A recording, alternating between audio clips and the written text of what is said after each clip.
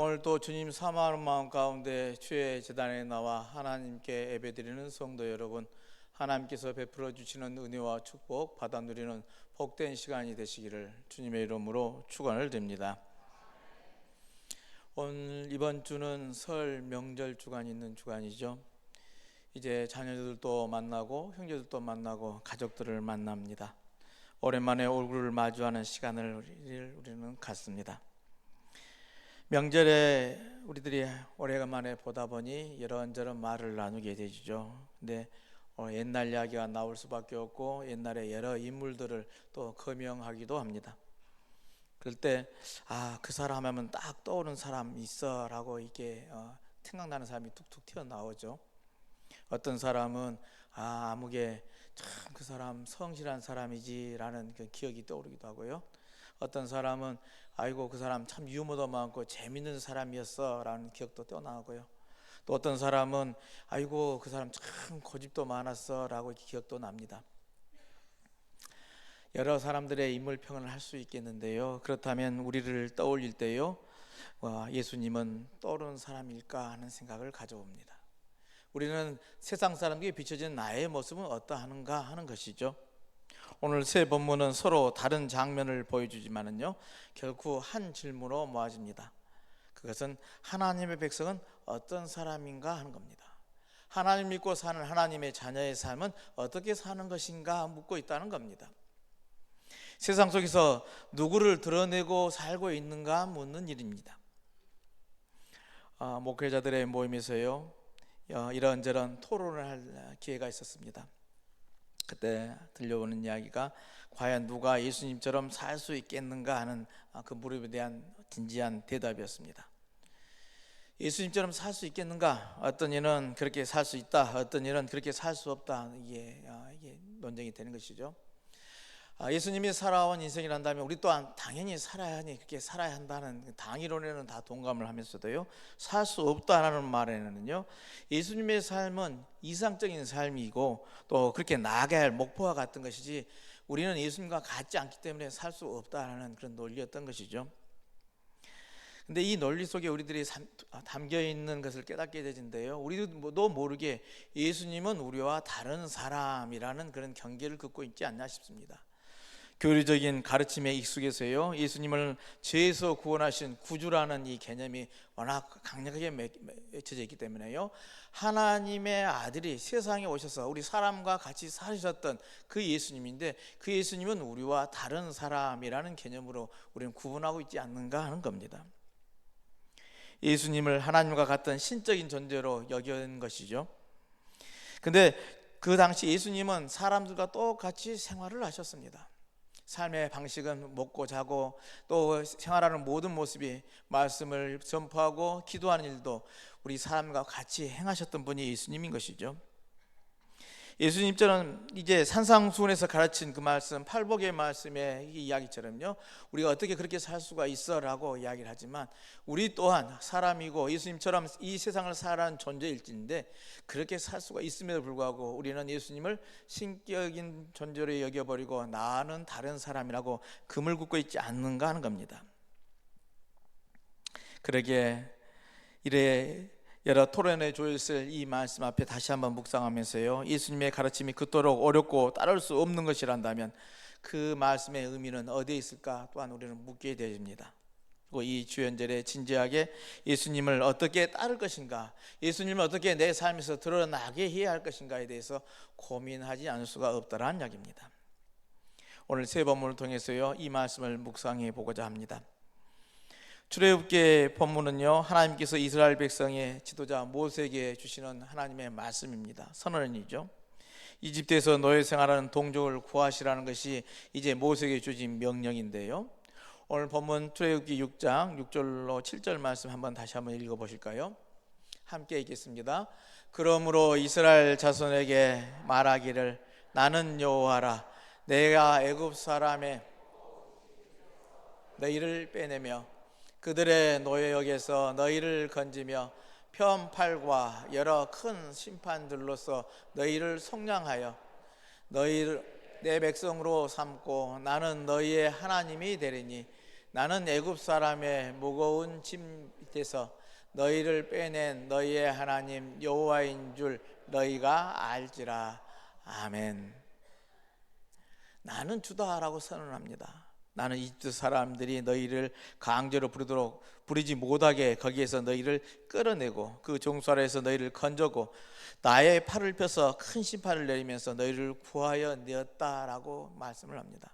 그러면서 너희는 내가 곧 너희를 이집트 사람의 강제 노동에서 끌어낸 너희의 하나님임을 알게 될 것이다 라고 선언을 합니다.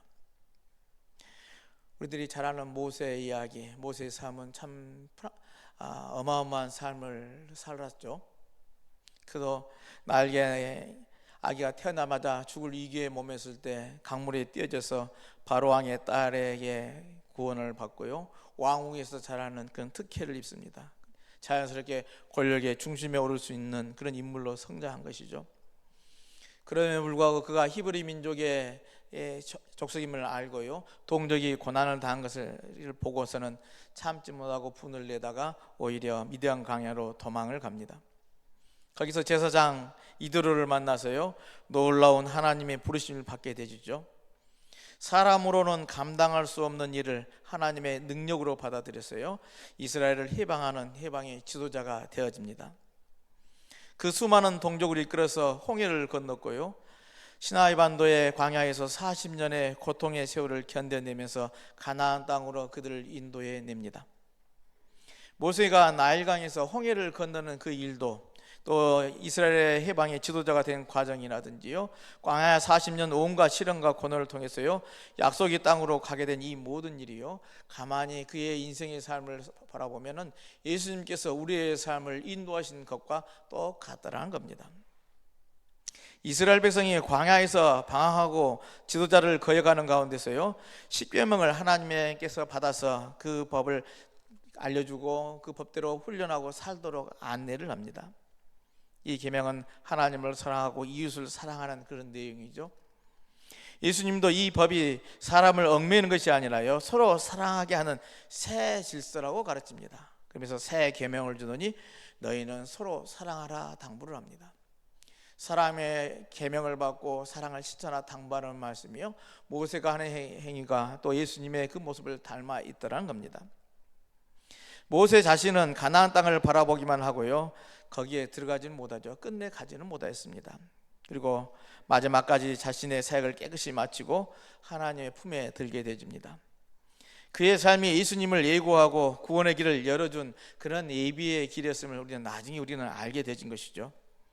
이집트 땅에서 노예 생활하는 이스라엘을 보면서요, 우리가 지금 이 세상에서 안락하고 편하게 산다는 것이요, 또 다른 노예 생활을 하는지 생각해 보게 되어지더란 겁니다.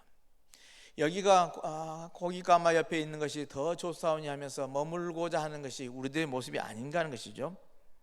참 자유가 어떤 것인지 이 주연절에 예수님의 가르침과 삶을 다시 한번 새겨보는 귀한 믿음들이 되시길 바랍니다. 오늘 본문은 하나님께서 이제 모세에게 분명하게 선언합니다. 나는 여호와라 하십니다. 하나님은 자신의 이름을 분명하게 선언하신 것이죠. 그 나는 여호와라는 그 말씀 속에서는 나는 약속을 지키시는 하나님이다, 나는 언약을 잊지 않는 하나님이다, 나는 너희를 건져내는 하나님이다 라고 말씀하고 계십니다. 이렇게 하나님은 모세를 통해서 분명히 당신을 드러내시는데요, 이스라엘 백성들은 이 하나님의 말씀을 듣지 못하더라는 것이 오늘 본문의 내용이죠. 고된 노역과 상한 마음 때문에요, 그들은 하나님의 말씀을 깨달아 알지를 못했습니다. 여러분, 사람은 마음이 상하면요 하나님의 음성이 들려지지를 않습니다. 현실이 무거우면요 약속이 희미해져 갑니다.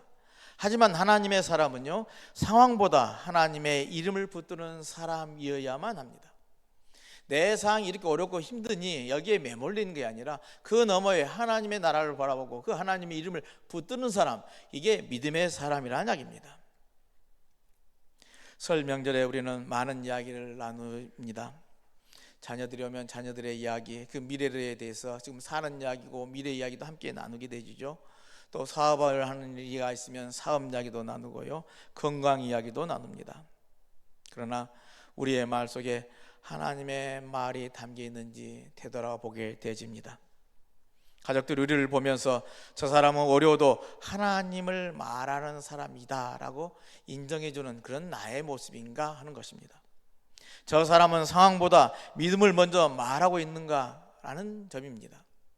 이렇게 느낀다면 그 사람은 이미 예수님이 떠오르는 사람인 줄로 믿습니다. 우리의 삶을 통해서 예수님을 먼저 떠오르는 그런 믿음의 사람이 되시기를 다시 한번 주님의 이름으로 축원을 드립니다. 복음서는 세례자 요한의 죽음에 관해서 우리에게 전해줍니다. 그 무렵에 분봉왕 헤롯이 왕이었는데요, 그는 세례자 요한을 감옥에 가두고 있습니다. 일찍이 그 동생 빌립의 아내 헤로디아를 자기의 여인으로 취하는 일 때문에요, 그것은 잘못됐다 이 요한이 외쳤기 때문에요, 이제 그를 잡아 가두어 두은 것이죠. 헤롯이 이 요한을 죽이려 했습니다마는 백성들이 두려워서요 그렇게 하지를 못했습니다. 복음서에 보면은 이 내력을 자세히 전하는데요, 사람들이 요한을 예언자라고 여기고 있었기 때문에요 함부로 하지는 못했던 것이죠. 이렇게 미루다가 헤롯이 자기 생일에 축제를 하면서요, 헤로디아의 딸이 손님들 앞에서 춤추는 것을 보고요, 헤롯을 즐겁게 해준 이 일에 칭찬을 하면서 소녀의 청을 들어준다 약속을 합니다. 이 소녀가 자기 어머니가 시키는 대로 세례 요한의 머리를 쟁반에 담아 달라 하니까요, 이제 세례 요한이 죽게 되었다는 것이 오늘 본문의 내용인 것이죠. 세례 요한이 누굽니까? 예수님보다 6개월에 앞서 태어났어요. 철저하게 선지자의 삶을 살아온 자가 세례 요한 아닙니까? 사람들에게 존경을 받았습니다. 그의 앞에 나가 회개하라는 외침 속에 그 앞에 나아가 세례를 받았습니다. 예수님도 세례 요한에게 나아가서 세례를 받으셨죠. 이렇게 세례자 요한은요 많은 사람의 존경을 받고요, 그 인기가 많았음에도 불구하고요 자신은 예수님을 세상에 소개하는 것으로 책임을 다할 뿐이다 라고 고백을 합니다. 자신은 예수님의 신발끈을 풀어드리는 역할을 하는 존재라고 이렇게 고백을 하죠. 예수님을 이 세상에 알리는 것으로 충분하다라고 표현을 합니다. 정말 자신의 자리와 이치를 알고 겸손했던 자 세례자 요한이더란 겁니다. 그는 하나님의 나라의 구원사역과요 새 세상을 여는 일에 자신의 목숨을 걸었습니다. 그도 그럴 것이 헤롯의 일에 가만히 입 닫고 있지를 않더란 이야기입니다. 헤롯의 불의를 향해 주저하지 않고요 꾸짖었던 것이 세례자 요한인데요, 그가 세례자 요한다운 모습인 것이죠. 예수를 세상에 알리는 예언자였고 세상을 여는 일에 자신의 목숨을 바친 선군자 요한입니다. 그러면서도 전혀 자신을 드러내어서 교만한 모습을 보이지 않고요 자신은 뒤로 물러설 줄 아는 사람이더란 겁니다. 예수님 앞에서 드러나야 할 분이라고 외친 것이죠. 세례 요한은 헤롯의 죄를 지적하다가요 오늘 본문처럼 죽음을 당합니다. 그것은 겉으로 보면은요 패배자의 인생 같아 보입니다. 잘난 척하다가 죽음을 당했으니 죽고 나면 무슨 소용이 있어 하는 지탄을 받을 수가 있습니다. 권력이 이기고 진리는 잘린 것처럼 보여지기도 합니다. 그러나 성경이 우리에게 증언하는 말씀은 요한은 실패자가 아니라는 사실입니다. 그는 끝까지 자기 자리를 지킨 사람이었던 것이죠. 세상 사람들은 우리가 살아가는 삶의 여러 조건에서요 타협을 요구합니다. 너만 조용하면 돼 라고 요구를 합니다. 적당히 맞추라고 합니다.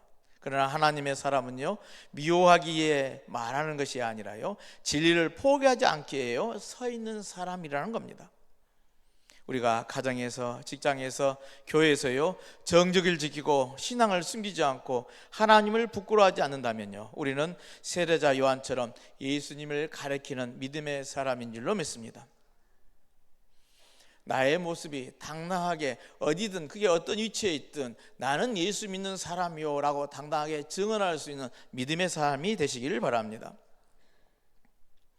요한계시록의 말씀은 난해합니다.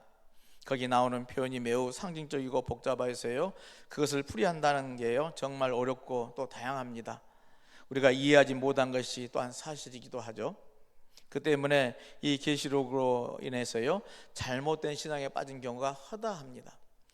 이 계시록의 말씀을 자의적으로 해석하다가요 이단으로 빠진 경우들이 허다한 것이죠. 그러나 여기서 우리가 놓치지 말아야 할 것이 있는데요, 극심한 고난의 때에요 예수님의 가르침을 잘 받아 이기는 성도가 되라는 것이요 오늘 계시록이 우리에게 주는 메시지인 줄로 믿습니다.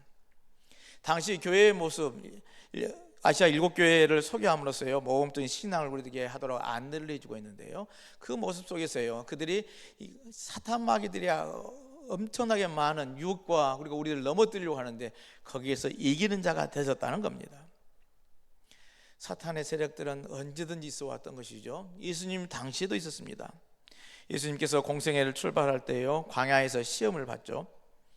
마태복음에서는 그때의 일을요 예수께서 성령에 이끌려 마귀에게 시험을 받으러 광야로 가사 40일을 줄이신지라 라고 소개를 합니다. 이 시험에서 예수님은 하나님의 말씀으로 마귀를 물리쳤다는 것이 우리들이 아는 내용입니다. 복음서에서 이 시험의 교훈으로요 마귀는 예수를 떠나고 천사들이 나와서 수종 들더라 라고 소개를 합니다. 사탄 마귀가 우리를 유혹한다 할지라도 예수님처럼 하나님의 말씀으로 능히 물리쳤고요 천사가 와서 수종드는 그런 현상이 일어난다는 것이죠. 오늘 본문에 하늘에서 전쟁이 일어났다고 했습니다. 미카엘과 미카엘의 천사들이요 영과 맞서 싸웠다는 것이죠. 이 영적 전쟁을요 영과 영의 부하들이 맞서 싸우는 것으로 성경은 표현을 합니다. 그러나 이 영들, 큰 영, 에피엠이라고 하는 것은요 상징한 것이 악마요 사탄이요 이 미혹하는 영들인데요, 이 미혹한 영들이요 쫓겨나게 되어지고 파멸하고야 만다는 것이요 이 요한계시록이 우리에게 들려주는 메시지입니다. 그리고 하늘에서 큰 음성이 울려 퍼지게 된다는 것이죠. 그 말씀은 이제 우리 하나님의 구원과 권능과 나라가 이루어지고 하나님이 세우신 그리스도의 권세가 나타난다는 겁니다. 그리고 우리의 동료들을 헛되는 자가 내쫓기고요 우리의 동료들은 어린 양의 흘린 피와 자기들이 증언하는 말씀에 힘입어서 그 악마를 이겼다라고 선언을 하고 있습니다. 그러니 우리가 그 사탄을 이겼으니 즐거워하고 찬송하자는 것이 요한계시록이 오늘 우리에게 주시는 메시지입니다. 지금 우리가 세상으로부터 인정받고 존경받고 있는가 아니면은 비난과 조롱거리가 되는지 우리 자신을 돌아봐야 할 줄로 믿습니다. 이 주연절에 과연 예수 그리스도를 드러내는 교회인지 다시 한번 살피자 하는 겁니다. 나의 삶이, 나의 신앙의 삶이, 그리고 우리 교회의 역사가 예수 그리스도를 증언하고 사는 삶인가 하는 되돌아보자는 반성입니다.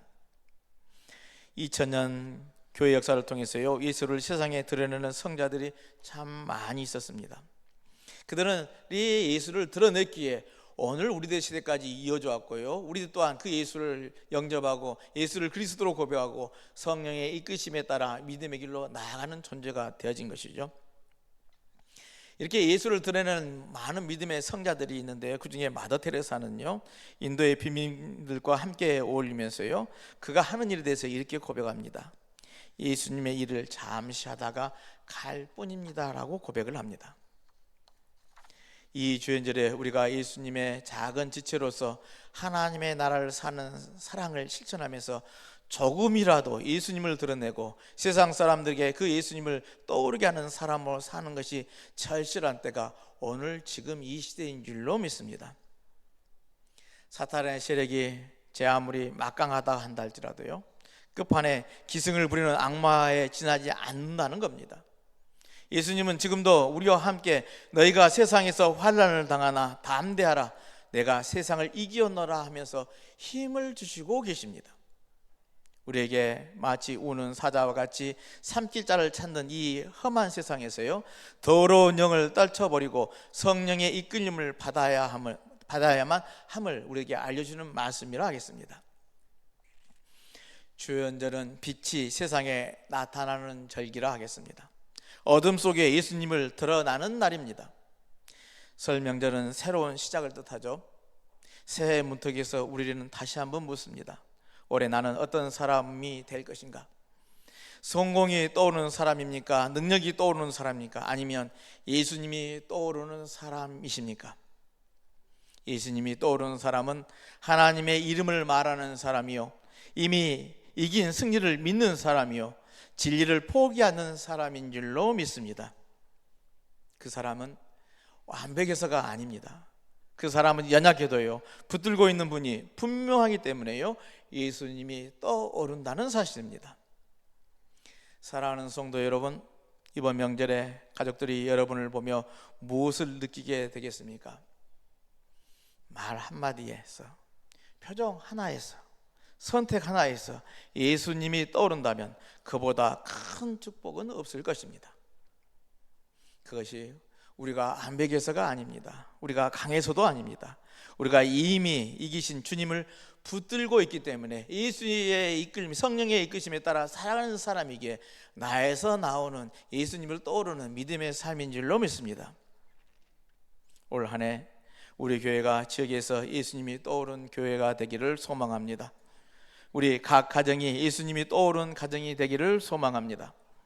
그리고 여러분 한 분 한 분이 누군가의 마음속에 자연스럽게 예수님을 떠올리게 하는 사람이 되기를 다시 한번 주님의 이름으로 축원을 드립니다.